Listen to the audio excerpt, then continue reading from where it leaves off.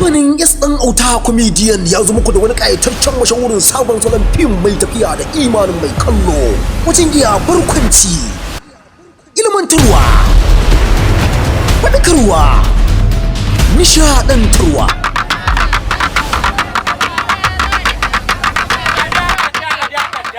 Ni ce uwar biki kuma duk jama'an nan da ni suka taru.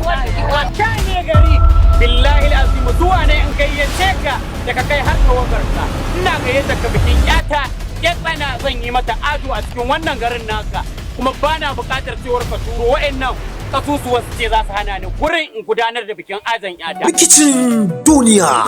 Mala babara bane mu. To kana ji? Na roƙen ka da sunan jirma ala da annabi ga ku kare da mu. Za ka ji kana ji? Kamata yi.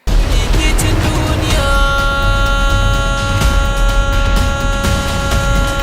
Rikicin duniya.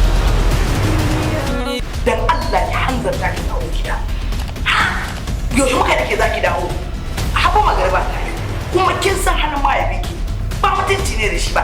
Dan Allah ki da ka ki tona mun asiri. Ka ki tona mun asiri. Wala dan baki suke ba Allah sai na bari jirgi da ke. Zaki laki bi da min maganar benza ne zaki kwashi rigima din Abin da ego Allah ta biye ka. Wannan yaron ka kama haɗori a saka shi da wakai. Abin da haka yake. Tsagwaron san kai da cin amana ya jefa mai gari cikin ɗimuwa da tashin hankali. Targa shi rikita ta barke tsakanin mai gari da 'ya'yan baki ko ya aka haihu a ragaya.